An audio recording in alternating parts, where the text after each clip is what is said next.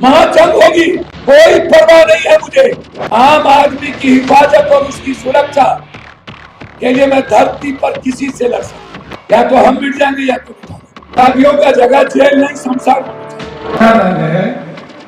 तो इन मेहमानों को गलत आदमी को मिटिया, चाहे दुनिया का कोई आपका, चाहे पीएम और सीएम का बर्दाश्त। चुनाव नजदीक आते ही बिहार में अपराध का ग्राफ अचानक एक बार तेजी से बढ़ गया है और आए दिन एक दिन में हत्या, दुष्कर्म, बलात्कार, लूट जैसी, चोरी जैसी, डकैती जैसी कई सारी घटनाएं हो रही है।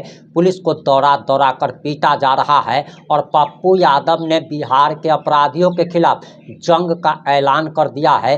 पप्पू यादव ने साफ तौर पर कह दिया है कि या तो मिट जाएंगे या फिर मिटा देंगे। और पप्पू यादव ने आखिर क्या बयान दिया है, ये बयान आपको जरूर सुनना चाहिए। नमस्कार, मैं प्रिंस कुमार सिंह और आप देख रहे हैं पॉजिटिव भारत। अगर अभी तक आपने चैनल को सब्सक्राइब नहीं किया है तो खबरों से अपडेट रहने के लिए कृपया चैनल को सब्सक्राइब कर लीजिए और जो लोग भी ऑलरेडी कर चुके हैं उन तमाम लोग को हृदय धन्यवाद। अब वापस आते हैं अपनी खबर पर और आप जरा पप्पू यादव का ये बयान सुनिए। तर्क मांगनी चाहिए जब भी कोई बात हो। ये 2001 की चिट्ठी है, 2002 की चिट्ठी। इस 2002 में कौन कौन लोग एमपी एमएलए बने थे और पूर्णिया के कोई आईएएस बने थे कि नहीं वो बताइए। ये 67 एकड़ जमीन, ये 2000 की चिट्ठी,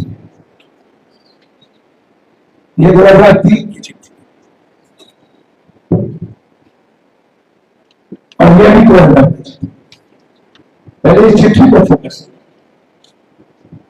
चिट्ठी में क्या लिखा है उसको फोकस करें। और मैंने उस पर चुनापुर से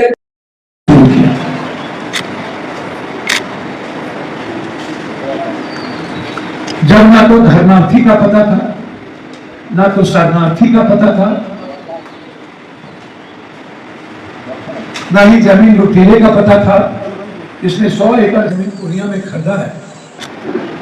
ऐसे पदाधिकारी यहां आए जो पूर्णिया को चारागाह बना के लोगों के साथ व्यवहार किए, लोगों के साथ पैसा लगाए और 100 एकड़ जमीन खरीदे।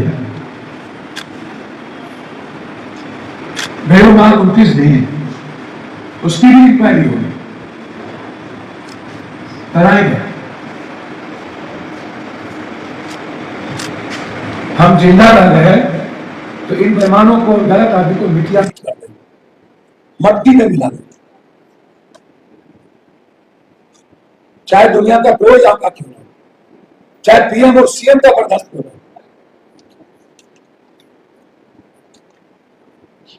मेहमान और दूसरों को लूटने वालों का जगह मेरी डिक्शनरी में नहीं हो सकती। अब ये नायडू का चिट्ठी है, एक चिट्ठी, एक चिट्ठी, एक चिट्ठी, ये सब चिट्ठी। और ये मेरा क्वेश्चन मिलना धर्मका भीतर पे 377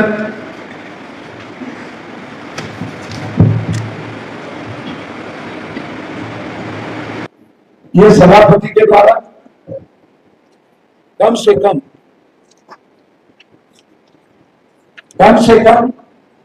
2000 से नहीं 1995 के बाद 96 से अभी तक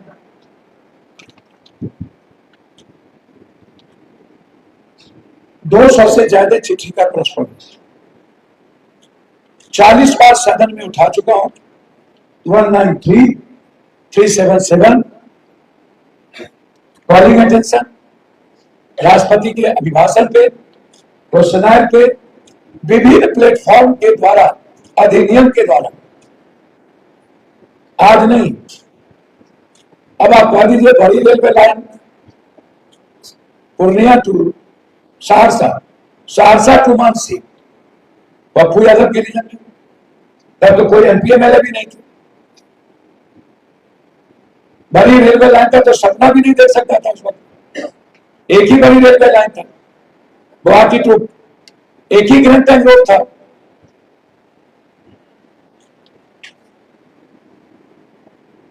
एक ही 31 नंबर रोड था, वहां पूर्णिया होगी गुवाहाटी, ग्रैंड टैंक धनबाद होकर के दूसरा तो कोई रोड आप हमको बताए। 31 और ग्रैंड टैंक रोड को छोटी मछली। आप रियल अपराधी को इनकाउंटर करिए। नौगछिया में ढेरी मर्डर हो रही है, जेल से निकल गया। बेगूसराय में गुड्डू यादव की गैंग, नौगछिया में छोटू, पर्वतों में गुड्डू सिंह, सबको नेताओं का संरक्षण प्राप्त। जिन लोगों ने बक्सर में मारा वो 22 एकड़ जमीन गलत कब्जा किया हुआ है और सीओ से मिलकर के घर बना हुआ।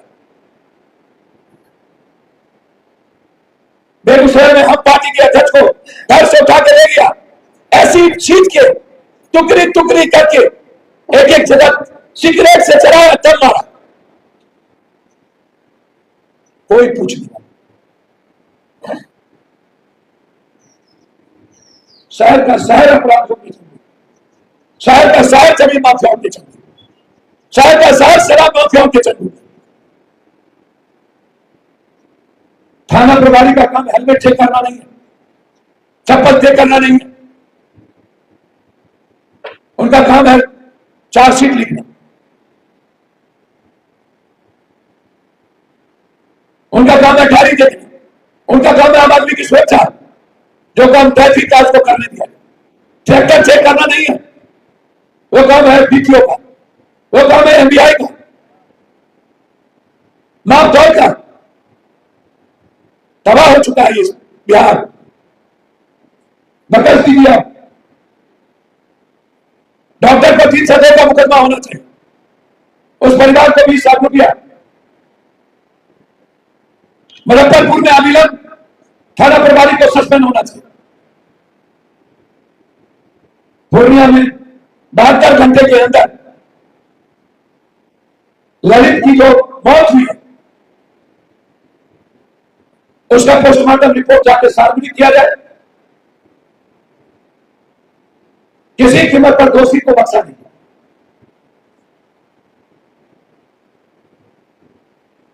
सभी डाटा है, हम लोगों को थाना में टॉर्चर किया जाता, सभी।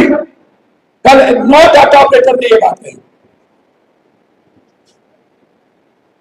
लगभग थाना प्रभारी ईगो में जीते, उनका बिहेव ठीक नहीं, उनका व्यवहार ठीक नहीं। पोस्टमार्टम के आधार पर अविलंब 302 का मुकदमा हो यानी इन्वॉल्व है। दूध का दूध, पानी का पानी, ललित के मामले में लोग देखना चाहिए कि सही क्या है। बस हम आग्रह करेंगे, जो सरकारी मेडिकल कॉलेज में डॉक्टर बने हैं उसको प्राइवेट क्लिनिक खोलने की इजाजत ना हो, सरकार ये रूल बनाए। हर सदर अस्पताल में, सरकारी अस्पताल में डॉक्टर सिर्फ जेनेटिक दवाई लिखे, दूसरी दवाई ना लिखे किसी भी कीमत पर। इसके लिए सरकार एक पीठ पत्र लाना, यानी डॉक्टर, एक भी डॉक्टर सरकारी अस्पताल में जेनेटिक दवाई नहीं लिखता। और हर जगह इंटेंसिव डॉक्टर जो है, नया डॉक्टर, वो लगभग 90% जल्लाद बन चुका, वो किसी को कुछ नहीं पूछता। महाजंग होगी, कोई परवाह नहीं है मुझे। आम आदमी की हिफाजत और उसकी सुरक्षा के लिए मैं धरती पर किसी से लड़ सकता हूं। या तो हम मिट जाएंगे या तो मिटा देंगे, दो ही बात। अपराधियों का जगह जेल नहीं, संसार होनी चाहिए। और बड़ी मछली से शुरू कीजिए डीजी साहब। नेता लोग संरक्षण देते थे, हम अपराधी माफिया नेता को संरक्षण देते। उनको लग रहा है कि मैं क्यों नहीं एमएलए बन जाऊं। और लगभग जाति के अपराधी को टिकट देने को तैयार है। तो यूथ को लगता है रास्ता वही है, दूसरा कोई रास्ता नहीं, मात्र माफियागिरी करने का सही हम कुछ बन सकते। आपने पप्पू यादव का ये बयान सुन लिया होगा। अब आपकी क्या प्रतिक्रिया है, अपनी प्रतिक्रिया जरूर दीजिएगा। जुड़े रहें हमारे साथ। जय हिंद, जय भारत।